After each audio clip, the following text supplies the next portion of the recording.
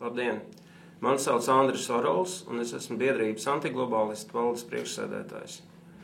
Kopā ar savu kolēģi Sigurdu Graudiņu mēs startējam no Politiskās apvienības Ražotas Latvija sarakstā, kas startēs vēlēšanās ar 3. numuru. Kāpēc tik ļauts izveidoties Latvijai tādai situācijai, kāda ir? Pat ja Saeimā katrs otrais no deputātiem būtu kukuļņēmējs un zaglis, tiesību sargājošo organizāciju pamatu uzdevums ir sekot tam, lai tas tā nebūtu. Gan knaps, gan saps, gan ekonomiska finanšu policija. Un pirmkārtām valsts drošības policija ir bezdarbībā. Viņi ir pieļāvuši šo situāciju valstī, kas ir. Un tad ir ļoti svarīgs un ļoti labs jautājums, kam patiesībā kalpo šo tiesību sargājošo organizāciju vadība. Valstī ir divas pamatproblēmas. Pirmā ir augšas ir atraušās no apakšām, un lai tas tā nebūtu, ir jāievieš metode, kā to novērst. Pārstāvnieciskā demokrātija nedarbojas bez tiešās demokrātijas elementiem. Otrais moments ir ievēlēto deputātu personīga atbildība. Mūsu antiglobālistu nostādne ir viennozīmīga. Un pirmais punkts skan: smagi ekonomiski noziegumi pret Latvijas valsti un tautu tiek pielīdzināti valsts nodevībai. Tiem tiek piemērot bargi cietumsodi ar īpašumu un naudas līdzekļu pilnīgu konfiskāciju un piespiedu darbu soda izciešanas vietās, kā arī nāves soda kā augstākā sodamēra atjaunošana.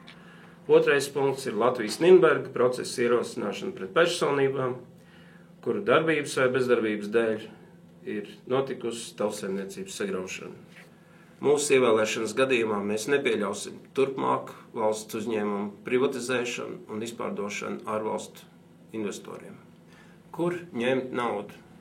Naudas ir Latvijā pietiekoši. Ja mēs paskatāmies nelielu informāciju, kaut vai Googlē, ko var atrast, mēs redzam, ka pār pa 700 miljoniem ir tikai otrā līmeņa pensiju maksājumi, kas atrodas ārvalstu bankās, nevis Latvijas valsts bankās. Tieši tāpat katru mēnesi katra ģimene Latvijā maksā rēķinus par komunāliem pakalpojumiem, telefoniem un tā tālāk. Šos maksājumus tieši tāpat apkalpo ārzemju un privātu bankas. Tie ir miljardi. Miljardi latu, kur reāli ir atdot citu valstu bankām un kuras nav valsts kasē. Faktiski aizņēmums no Starptautiskā valūtas fonda un tam līdzīgām iestādēm bija absolūti nevajadzīgs. Un ir svarīgi deputātu katra individuāla, administratīva, krimināla un politiska atbildība par sevis paveikto vai nepaveikto. Personīgi es gribu uzcelt latiņu tik augstu, lai tas maksātu pat dzīvību. Personīgi es, ja mani pieķersiet, ka es palaižu savus nagus, lieciet mani pirmo pie sienas. Un tagad pirmām kārtām Vācija, Lielbritānija un Francija ir tās valstis, kuras sen jau ir pārvarējušas šo krīzi. Faktiski viņas arī nebija šajā krīzē iestigušas. Kāpēc viņas to ir pārvarējušas? Tāpēc, ka no satelītu valstīm, no pan-eiropeiskām valstīm, tādām kā Latvija, aizbrauc ļoti lēts un augstu kvalificēts darba spēks, kas palīdz studēt viņu ekonomiku, kas vairo to valstu labklājību.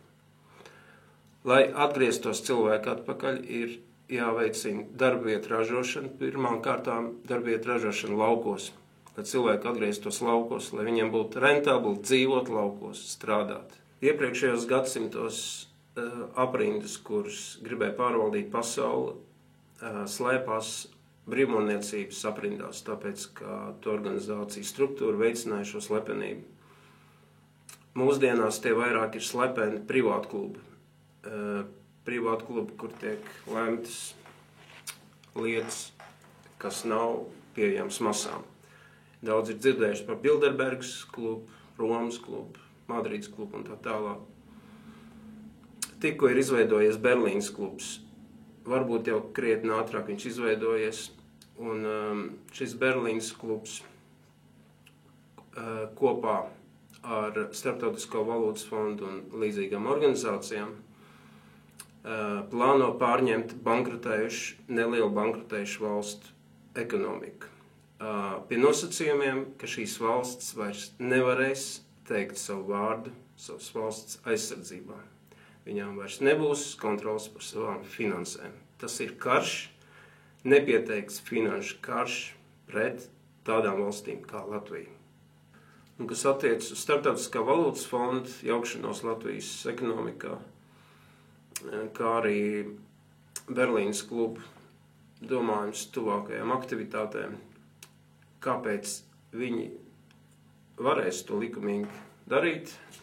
Šeit var parādīt satversmi 68. pantu, kas tika grozīts 2003. gadā, un ko ir parakstījusi un balstījusi arī bijusi prezidenta Vairvīķa Freiberga, kas paredz likumīgu starptautisku institūciju iejaukšanos Latvijas iekšējās lietās. Paneiropeisms, līdzīgi kā panamerikānisms, nozīmē, ka viena vai vairākas valstis būvē savu labklājību uz citu valstu rēķinu. Tas nozīmē, ka šīs valstis meklē savu saražoto preču noieta tirgus, un tieši tāpēc Latvijā un līdzīgās valstiņās savulaik pirms 20 gadiem tika likvidēta ražošana un visādi atbalstīts visu veidu spekulatīvais bizness, vieglā nauda. Es esmu Sigurds Graudiņš. Šeit Latvijā man vairāk pazīst kā Vecmilgrāju politisko bojeviku. Arī tā skaitā, kurš nostājies pret LSDSP vadoni Juri Bojāru ekonomiskās korupcijas jautājumos, gan arī kā tādu, kurš ir balotējies uz Eiroparlamentu no saraksts dzimteni, vienīgais ar lozungu "Vācamies ārā no Latvijas asins sūcošās Eiropas Savienības". Ir jautājums, kā es esmu nonācis līdz šādiem secinājumiem. Dzīves pieredze sākās jau skolas laigos. Es esmu iepazinies ar to, ko sauc par Cionas gudro protokoliem, gan arī to, ko Latvijai ir atnesis baigais gads, gan arī tā rīkojās SS un tā tālāk. Es nekad jautājumus neesmu aplūkojis vienpusīgi. Es esmu centies viņus izanalizēt līdz pašiem pamatiem. Tātad, nedaudz par biogrāfiskiem datiem. 1989. gads, LSDSP, LTF, un viens no sasniegumiem, ko es uzskatu arī savā personīgā kontā, 1990. gadā man Vecmilgrāvī izdevās panākt balsojumā par izstāšanos no PSRS 70% balsu pie 12% latviešu. Pēc tam šos 58% Krievu, kur bija mums lojāli, tuberkuļozņiki un vispārējie trešā spēka kolaborācionisti taisīja par tautas ienaidniekiem. Tāpēc nav brīnums, ka tika šķelts un tika mākslīgi šķelt mēs.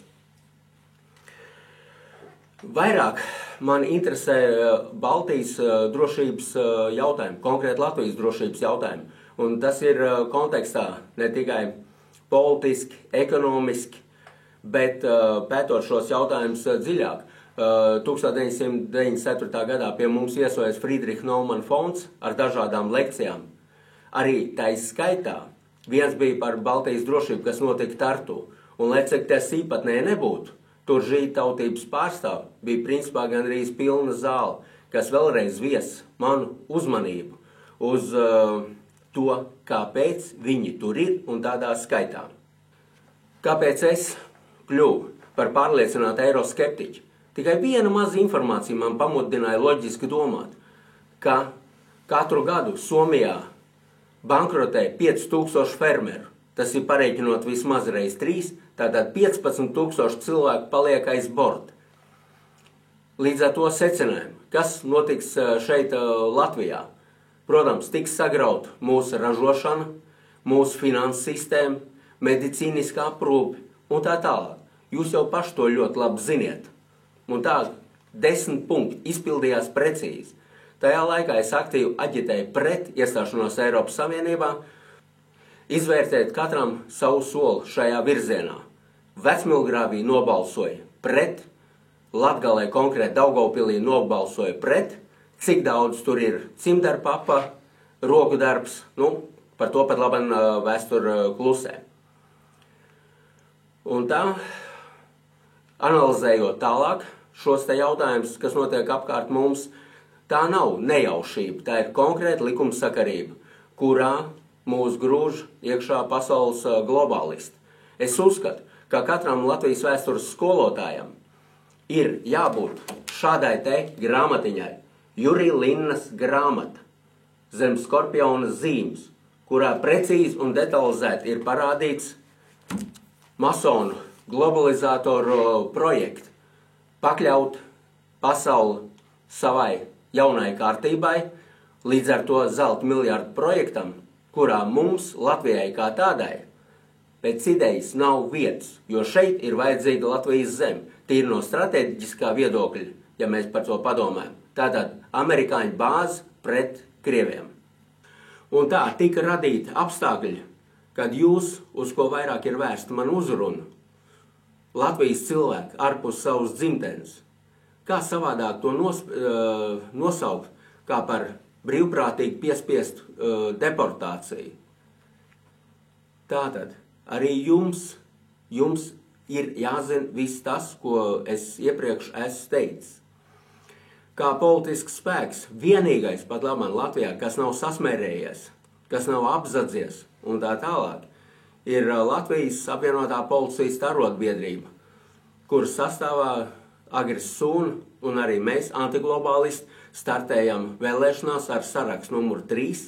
Es konkrēti startēju ar vēlēšanu numuru 19, un man imponē, un es esmu pārliecināts par vienu moto – Latvijas izzadzējis cietumā ar pilnu konfiskāciju. Paldies! Politiskā apvienība Ražotas Latvijā startē ar 3. numuru. Es, Andris Arols, esmu Rīgas sarakstos ar 18. numuru. Es, Sigurds Graudiņš, Rīgas sarakstā esmu ar 19. numuru. Un mūs vieno Latvijas izzadzējis cietumā. Tā kā mana prioritāte ir Latvijas un manas tautas drošība, tad tauta gribu tev paziņot, ka Latvijas rīkļu rāvēji tiek apmācīti ASV, konkrēti Čikāgā, kā cīnīties it kā ar terorismu. Bet šoreiz šīs te terorisms būs Latvijas tautas dusmas pret Latvijas izzadzējiem. Tauta, esi modra. Es, Sigurds Graudiņš, esmu tev brīdinājis.